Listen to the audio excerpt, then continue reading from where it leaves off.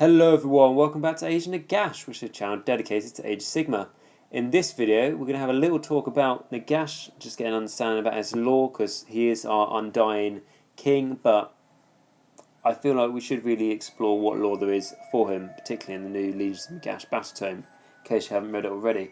The reason why I'm doing this video now is because I've just finished my own Nagash model, just finished painting it, and as I've just finished it and worked on it for quite a while now, I'm really excited to sort of dive into his character.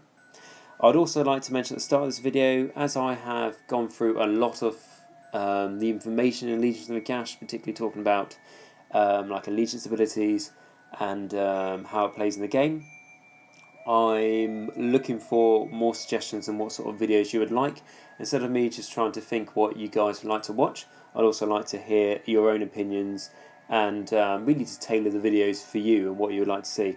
I understand a lot of you would like to see battle reports in this channel. However, I have explained battle reports before that they are more tricky to do because it's not just as simple as when I've got free time to do one. It's also making sure my opponent's got free time and also making sure it's the right caliber of opponent, because there's lots of really nice people, you know, who play the game and stuff, and they play for fun. And don't get me wrong, I play for fun, but I also play very competitively as well. So if I go against someone who doesn't play competitively, it's not a fair representation of what the armies are like, and therefore I don't think it would make a good battle report. So, like I say, let me know down in the comments on what sort of videos you'd like to see from me next, as that would really be helpful. Okay, so let's dive in to the Lord of Undeath. Nagash is truly ancient being of unformidable necromantic might, nothing less than a jealous god of the dead. To look upon his towering Vadaverous form, bedecked in macabre panoply and weathered in soul flaying energy, is to know the futility of hope and the horrifying inevitability of the grave. A dread figure casts its shadow across the battlefield, a skeletal giant garbed in ossific armour and wielding a skull-tipped staff that casts a sickening glow across the earth. A nimbus of shrieking spirits swirl around this nightmarish form. The avatar of Undeath gestures with one fleshless hand, and the ground beneath it erupts as hordes of skeletons burst from shallow graves, falling upon their new master's foes. With rusted blades swinging, Nagash, the great necromancer, surveys the carnage with cold approval. Even as his enemies are torn apart, they rise again, slaughtering those they fought alongside mere moments earlier. Such is the will of Nagash, and such is the fate he desires for all living things. For eons beyond reckoning, Nagash has haunted the mortal realms, plotting the elimination of all life, and in the expansion of his undead kingdom. In that time, countless hordes and gods have sought to strike him down, but Nagash has achieved a mastery over death. On those few occasions when he has been laid low by blade or spell, he has always returned, for his will is unbreakable and his presence limitless. Where his fellow gods rage and struggle, indulging their fruitful passions, the great necromancer withers the ages, sowing the seeds of plots that may not achieve fruition for millennia. Such a span of years is nothing for one who is immortal. As the endless wars of the eight realms grind on, the ranks of the unliving will swell until they cover all beneath their tireless tread. Come this day, Nagash will rule over an empire of pure order, a world free from demonic corruption and pitiful mortal weakness. All undead creatures serve Nagash, from slowly skeletal serfs to the most prideful of vampire lords. Some may think themselves the masters of their own destiny, but this is a mere self-disillusion. The great necromancer Admatanes will not be denied. With but a thought, he can dominate even the mightiest undead creatures, slaving them to his desires. From the mist of shrouded burrows of Unlegast to the parched waste of the desert of bones, Nagash lays claim to the entirety of Shyish, the realm of death, and has already set in motion a plan of terrifying scale to wrest it back from the grip of chaos. The centre of his power is Nagashazar, a foreboding, shadow-shrouded necropolis that echoes to the screams of tormented souls. Here, the great necromancer dwells, feeding upon other gods of the afterlife and consuming their power. Nagash will suffer no rival and brook no interference with his schemes. The fate of all souls upon death shall be to fall into the grasp of the great necromancer. Any who would disrupt this process are forever marked as thieves and betrayers. The chaos god, Sanesh, and his followers must face justice, for the gluttonous Dark Prince has feasted on numberless elven souls that by right belong to Shyish. No better are the arrogant Aeth gods Tyrion and Malarian, who stole away the spirit essence of their dread kin in order to rebuild their shattered civilizations. Most enrageous of all are the actions of Sigmar the Soul Thief, who had the nerve to offer the hand of peace while looting the priceless souls of mortal champions to forge his celestial armies. Nagash yearns to make each of these foes pay for their transgressions, though for now he abides his time. None know better than the great necromancer that revenge is a dish best served cold. Nagash has haunted the realms for eons, since long before the age of myth. In that time he has accumulated a wealth of arcane knowledge beyond the ken of mere mortals, and complete mastery over death. Yet despite the great necromancer's immense power, even he could not escape the magical cataclysm which shuddered the world that was. It was the god king Sigmar who first came across Nagash's shattered essence, which lay buried beneath a mountain cairn in Shyish, the realm of death. The two gods had never been more than reluctant allies, yet Sigmar knew that each of these newly formed 8 realms would require a guardian to watch over it. The corrupting powers of chaos would surely seek to despoil these lands, just as they had brought about the destruction of the old world. So it was that Sigmar freed Nagash, and the great necromancer joined the god king's pantheon and took Shyish as his domain. The millennia that followed came to be known as the Age of Myth. It was a time of unrivaled wonder and hope. Great civilizations thrived even in the harsh environments of Shyish. Cities were raised with soaring spires and strong walls. The sound of elegant music drifted across the land, and the mortal races came together to honour the gods with works of art and culture. Nagash cared nothing for these idle fantasies, and felt no loyalty at all for the arrogant Sigmar. He began to hunt down and devour all the other gods of death in existence, consuming their power until he alone ruled over the afterlife. In Nagash's eyes, the natural cycle of death and rebirth was a thing to be twisted and moulded until it served his purpose alone.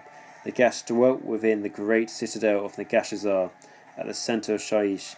No living creature could set foot within its walls, for it radiated an aura of dark magic that would weather their flesh in an instant. Its might only increased with the discovery of vast deposits of Shyish realmstone at the far edge of the realm of death. This black, granity substance known as gravesand, sand of time, or mortish ash, consisted of pure crystallized death magic. At Nagash's direction, colossal inverted pyramids constructed from vertified gravesand were raised into the skies above Nagashazar, drawing more and more dark energy to the centre of the great necromancer's power. Then came the dawn of the age of chaos, when the invasion of the chaos gods drowned the mortal realms in a tidal wave of bloodshed and horror. These ancient beings hungered for the souls that had been escaped them after the destruction of the world that was, and had put aside their own eternal power struggle to unite for this dark crusade. Perhaps if Sigmar's pantheon had united against this threat, they might have triumphed, but the fractured alliances soon fell apart as each of the members pursued their own ends. Nagash abandoned Sigmar at the Battle of the Burning Skies, where the forces of chaos won a climatic victory. This betrayal unleashed the God King's berserker rage. Across the realm of death, Sigmar haunted the great necromancer, and Nagash only barely escaped from the warrior's deity blazing fury. In his rampage, Sigmar decimated countless undead legions, and the fell ritual of Chaos Sorceress extinguished the balefire aura of death magic from much of Shyish. Nagash's power, once uncontested in the realm, could not hold back the tide. For centuries, the Barrow Wars raged on, and the legions of Nagash suffered defeat at every turn. The final hammer blow came before the gates of Nagashazar. Archaon, the ever-chosen, first champion of the Dark Gods, cut the Lord of Undeath down. Nagash's form came apart in an eruption of necromantic energies. His deathless armies collapsed in piles of dust and bone. Only a desperate counterattack by Nagash's Mortarch lieutenants drove Archaon's horde back long enough for the remains of the great necromancer to be reclaimed. The Mortarches retreated to the forgotten underworld of Styx with their master's remains, the blood-drunk hordes of chaos racing after them like slavering wolves. So that was talking about the sort of hit Nagash has taken and the realm he used to control until Archaon cut him down, and now we're going to talk about the good part, Nagash is resurgent. For hundreds of years, Nagash dwelt within the underworld of Styx, plotting revenge upon all those who had wronged him. When he returned to the mortal realms, the ground would shake beneath tireless treads of his legions. His revenge would begin at the ruins of Nagashazar. Nagashazar was Nagash's great capital in the realm of death, the seat of his power, and a monument to all that he had accomplished in his long existence. It was a place born from the darkest of nightmares, a fortress city, looming spires and twisted, mist-shrouded alleys populated by the risen dead. Great cathedrals of bone reached towards the glooming sky, where flocks of grave bats whirled and screeched. Its vast underground mausoleums, palaces, the aristocracy of Shyish practiced their ancient rituals and worshipped their eternal lord and master. Such was the aura of death that emanated from the place that any mortal who set foot within its walls would find their flesh slobbering from their bones in decapitated clumps of grave dust. This dark grandeur came crashing down in the last years of the Age of Myth, when Archaon, the ever-chosen, brought his armies to the gates of the dread citadel. The two clashed under the shadow of Nagashazar, displays of magical and martial might that shattered the ground and boiled the skies. Even at the heart of his own domain, Nagash could not stand before the ever-chosen, swollen as he was with resurgent power of chaos. The great necromancer was struck down with a hacking blow from Archaon's blade, the slayer of kings, and the gates of Nagashazar were torn open. Demons spilled into the streets that ghost-haunted metropolis, and shattering monuments to the god of death, and falling upon anything that moved in a frenzy of destruction.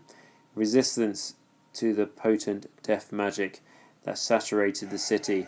The children of the ruinous powers ran amok. The sacking of Nagashazar did not cease until the place was little more than a burning ruin. It took one final, all-out assault led by the Mortarches, Nagash's lieutenants, to reclaim what was left of the great necromancer's physical form. Even then, the essence of Nagash endured, as he regenerated within the underworld of Styx. Over the centuries that followed, Nagash brooded upon crushing defeat he had suffered at the sight of his greatest works. Such a grievous insult demanded satisfaction. Though, as ever, the great necromancer would not be baited into a rash action. Nagash would gather his strength until the time was right to deliver justice upon the invaders of Shaish. It was only when Sigmar's tempest erupted across the mortal realms that Nagash knew the hour of his reconquest had come. With the resurgence of his power and the distraction caused by the God King's renewed crusade, Nagash had a chance to seize his former stronghold from the clutches of chaos. The god of death emerged from the starless gates at long last, and a swell of death magic swept across the land, summoning the fallen to fight for their master once more. The legions of Nagash seemed almost infinite. A sea of bleached bone and grave-worn steel blotted the earth for many hundreds of miles. Before this endless horde stood warriors of the dark gods, veterans who had waged countless wars against the dead. Even as these matchless warriors hacked down scores of deathless soldiers, hundreds more burst from the earth. One by one, the followers of chaos were dragged down and torn apart by skeletal hands. No sooner had their breath their last than their bodies rose up once more, given motion by the tide of deathless magic. The 8 black iron keeps that the forces of chaos had assembled around the ruins of Nagashazar were torn down, the occupants butchered or enslaved. The Chaos Lords who had been tasked by Archaon with defending Nagashazar faced a far worse fate. Their crucified bodies were hung from the walls of the recaptured city and set alight with spirit-stirring balefire. In undeath, those who had defied Nagash would burn for eternity, their screams echoing ceaselessly across the dread citadel. It was this crisis of torment that announced the return of the great necromancer to his seat of power. Once more enthroned at the heart of Shaish, Nagash now turns his mind towards constellation, preparing for his inevitable domination of all that slip from the mortal coils. Entries from Sigmar to join the war against chaos had been spurned, for the God King, rampant souls thief, has not been forgotten nor forgiven. Indeed, many of Nagash's agents have been dispatched upon important missions into the lands controlled by Sigmar's faithful, searching for clues to the true nature of the Stormcast Eternals. Reconstruction of Nagashazar began immediately upon the great necromancer's return and continues apace. Nagash's stronghold is being remade greater and more terrible than ever before. Millions of undead fools work tirelessly, driven by their master's irresistible will. Flesh and stone are moulded into soaring bastions. Necromancers raise walls of grasping skeletal hands and groaning skulls. Living slaves are worked until they expire and find no respite from their bondage, even in death. It will take many lifetimes for Nagashazar to reach its former glory, but Nagash can wait. There is much for him to accomplish in the meantime. The Mortarchers of Night and Blood are continuously dispatched to the prime inner lands and beyond on vengeful crusades. Their undead legions march relentlessly on, erasing the taint of chaos from Shaish and spreading the touch of death across the rest of the mortal realms. Arkan, favoured disciple of Nagash, raises vast hordes of skeletons and sends them out towards the realm's edge. The process of gathering Shaishan realm stone has escalated greatly. Like marching ants, columns of undead slaves trail back to Nagashazar's precious gravesands, clutches between their bony fingers. The Mortarcher Sacrament oversees the construction of yet more black pyramids, inverted and floating in the skies above Nagashazar, each built and arranged to the exacting specifications of the god of death. The fell energies of Nagashazar wax ever greater, and the great necromancer influences spreads far and wide. Soon all the realms will feel the chill touch of the grave.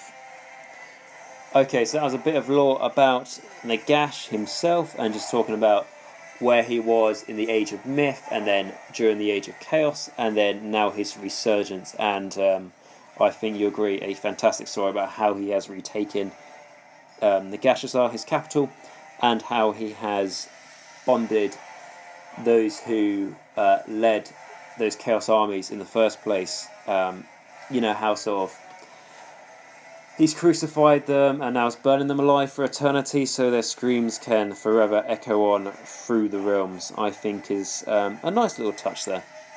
And then regarding Sigmar and Sigmar's faithful, and he's going to have to find out how Sigmar reforged the souls into the Stormcast Eternals, and how he has stolen those souls from Nagash. I'm sure if you can look at the screen now, you can get a real feel for my love of Stormcast Eternals, and how I feel they are fantastic models, especially as they make great basing materials for the Lord of Undeath himself.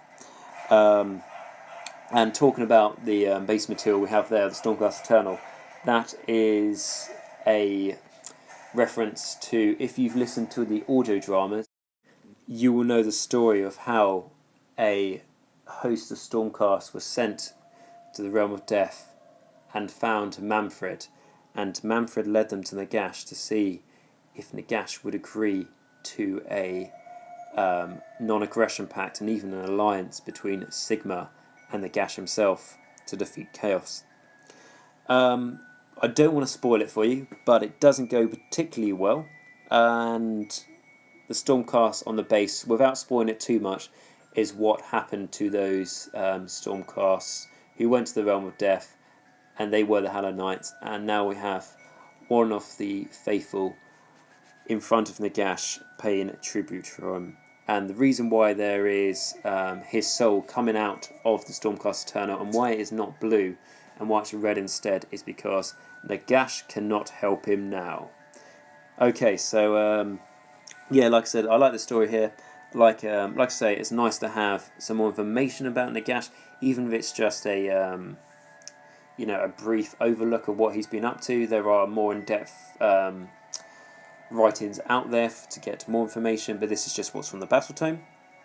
And like I say, what I find really interesting is that Sigmar is portrayed as being the good god. He's just and worthy, and he wants what's best for the mortal realms. That's how he's portrayed.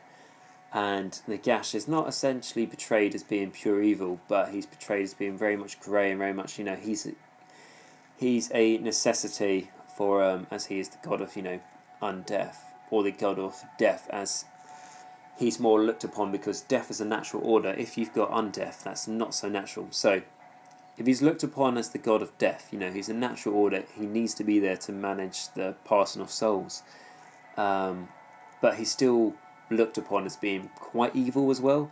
I think, personally, Nagash is all in it to be the most powerful being that can ever exist.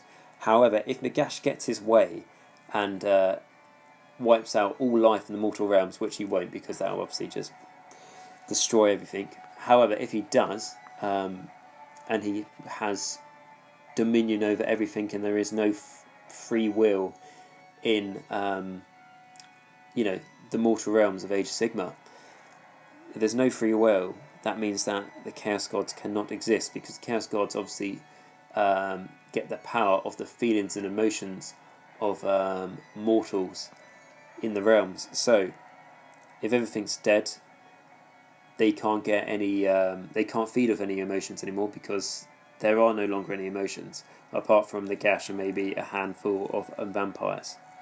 So I thought that's pretty interesting. I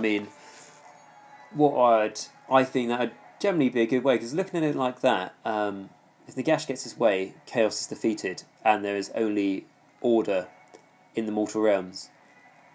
That doesn't sound too bad. Yeah, of course, it will be led by Nagash's undying will to his own purpose. However, no more chaos, as far as I'm aware, Sigmar, by defying Nagash, is just helping chaos. So I consider Sigmar to be a thief and a betrayer, and of course Nagash does not wish to hear the lies of Sigmar, and he should be punished. And I quite like the idea of him being flayed alive. I think it'd be a nice way of doing it, or just, as I say, perhaps how the Stormcast is devoting himself to Nagash as we speak on the photo that is being shown on the screen as at the moment.